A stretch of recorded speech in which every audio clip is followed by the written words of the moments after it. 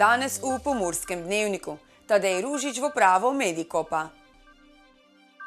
Predstavniki sindikata na seji poslancev. Direktor Vogrin zavrača očitke. Preprečevanje spletne zlorabe otrok. Vreme, jutri po večini sončno.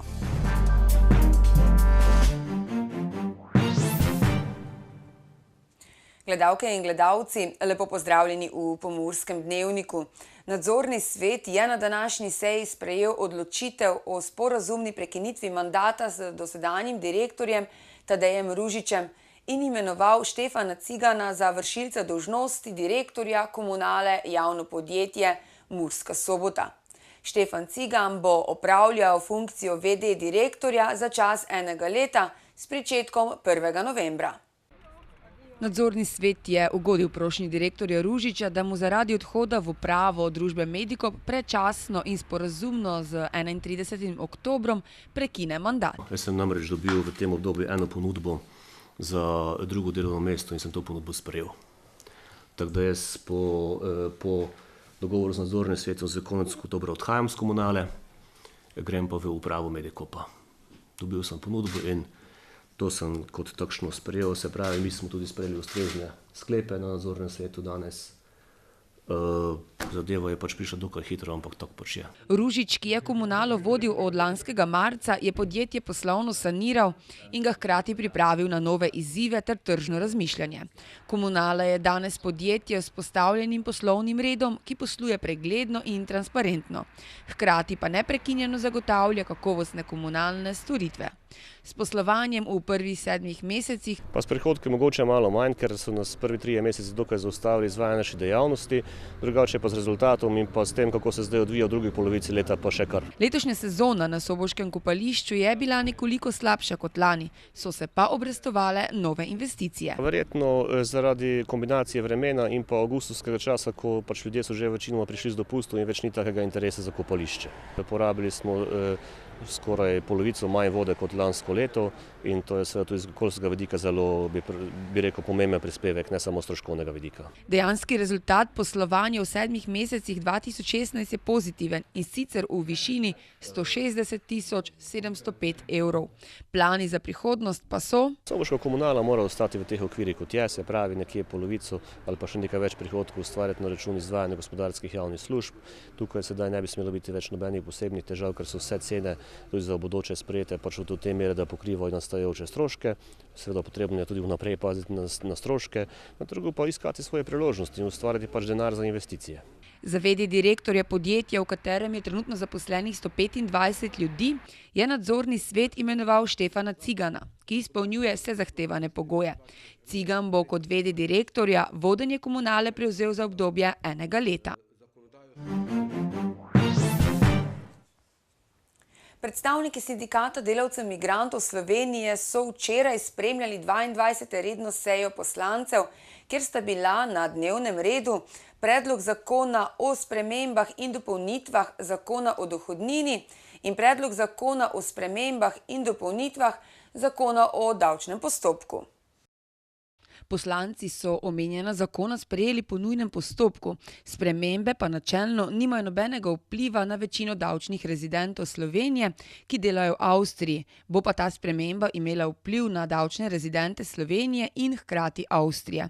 V Sindikatu delavcev migrantov Slovenije so mnenja, da so poslanci s tem sprejemanjem sprememb davčnih zakonov, kar se tiče delavcev migrantov, trošili davkoplačevalski denar. Predlagatelji pa so nadaljevali z zavajanjem javnosti o zgodbi o uspehu. Vendar se aktivnostim poslancem lahko reče pesek v oči delavcem migrantov in tudi ostalim volivcem, so sporočili iz sindikata. Predsednik Sindikata delavcev migrantov Slovenije Martin Ivec je še povedal, da je dejstvo, da sta sedaj veljavni zakon o davčnem postopku in tudi predlog sprememb in dopolnitev tega zakona zelo podhranjena v transparentnosti postopka ugotavljanja davčnega rezidentstva po mednarodni pogodbi o izogibanju dvojnega obdavčevanja. V ponedeljek smo poročali, da so delavci Lenterma začeli stavko, ki še vedno poteka. Zdaj pa se je oglasil tudi direktor podjetja Vogrin, ki zavrača očitke in pojasnjuje, da vztraja na direktorskem položaju samo zato, da bi rešil podjetje. Delavci so v Vogrinu poleti preprečili dostop do podjetja, v ponedeljek pa začeli stavkati. Pri stavki bodo po besedah sekretarja sindikata kovinske in elektroindustrijske za Štajersko vztrajali, vse dokler ne bodo dobili izplačanih izostale plače in prispevkov, kar pa je po njegovih besedah uresničljivo šele potem, ko Vogrin odstopi iz direktorskega mesta. Vogrin to zanika. Za izplačilo avgustovske plače je po njegovem odgovoren Damir Jelenko, ki je dal direktorja odstraniti iz podjetja. Dokler je bil on prisoten v podjetju, so bile plače po njegovem redne in delali so tudi ob sobotah in podaljšem delovniku, še pojasnjuje Vogrin. Ne vztrajam na direktorskem položaju, le dopustiti ne smem, da bo gospod Jelenko, ki je večinski lastnik, brez sramu še naprej plenil denar iz transakcijskih računov Lenterma, pojasnjuje Vogrin. Jelenku med drugim očita tudi pisanje fiktivnih računov. Vogrin rešitev vidi v prihodu novega lastnika. V nagovoru posveta o problematiki zlorab otrok na spletu so govorci izpostavili nujnost sodelovanja različnih strokovnih služb za učinkovito preventivno delovanje. Zaskrbljujoč je podatek, da po nekaterih raziskavah med 10 do 20% odraslih poroča o spolni zlorabi v otroštvu. Da bi bilo takšnih dejanj čim manj, se morajo med seboj povezati različne strokovne službe, ki se ukvarjajo s problematiko. Vsi, ki so naleteli na nezakonite vsebine na spletu, to lahko prijavijo na Center za varnejši internet, na prijavno točko Spletno oko. Na leto dobijo okoli 500 prijav, 10% jih na to posredujejo policiji. Večina spornih vsebin se sicer nahaja na tujih strežnikih, nekaj pa jih je tudi na slovenskih. Te slovenska policija hitro odstrani.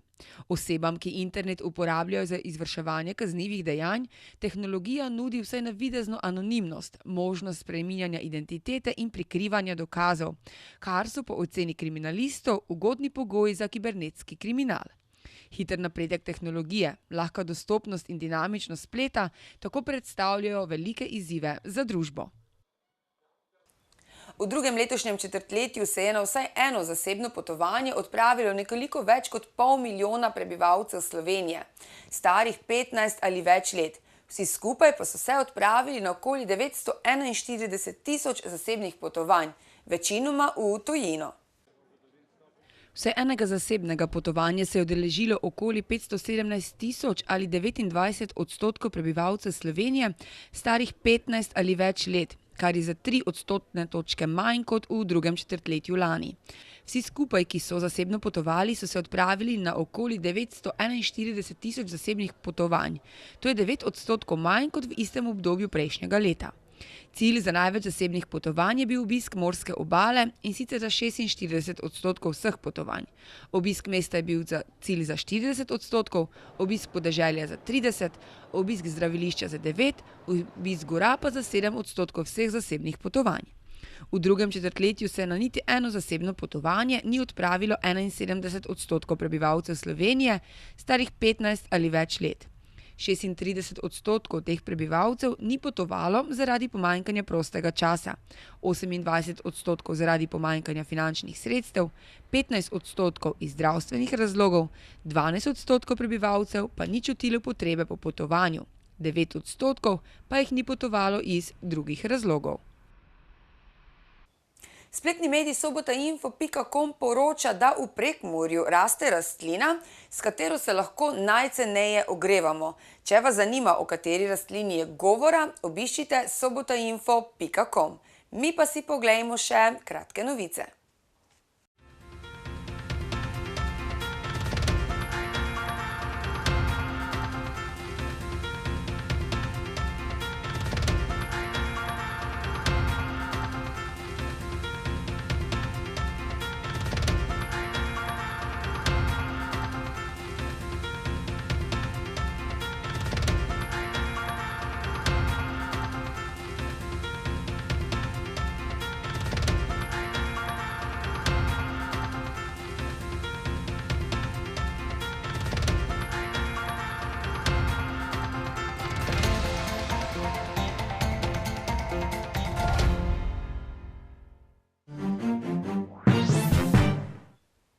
Jutri bo po večini sončno, le v hribovitih zahodnih krajih se bo popoldne zmerno pooblačilo. Več o vremenu pa v vremenski napovedi. Danes smo imeli sončen dan s temperaturami okrog 23 stopinj Celzija. Opoldne ste v Krajinskem parku Goričko in Murski Soboti namerili 17 stopinj, v Radencih in Lendavi pa 16 stopinj Celzija. Jutri bo po večini sončno, le v hribovitih zahodnih krajih se bo popoldne zmerno pooblačilo. Zjutraj bo po nižinah še nekaj megle, čez dan pa se bo krepil jugozahodni veter. Najnižje jutranje temperature v vzhodni Sloveniji se bodo v Murski Soboti in Mariboru gibale okrog 9 stopinj, dnevne pa se bodo povzpele do prijetnih 25. V petek bo še večinoma sončno, le v hribovitih zahodnih predelih bo postopno vse več oblačnosti. Pihal bo jugozahodni veter. Ponekod v zatišnih legah bo jutro še megleno. V soboto bo na zahodu že padla kakšna kaplja dežja, drugod bo še deloma jasno. Še bo pihal jugozahodnik. Temperature v naših krajih se bodo dopoldan gibale okrog 13 stopinj, dnevne pa se bodo povzpele do prijetnih 25. Toliko smo vam pripravili v današnjem Pomurskem dnevniku. Za več informacij obiščite našo spletno stran www.tvideja.si. Nasvidenje do jutri.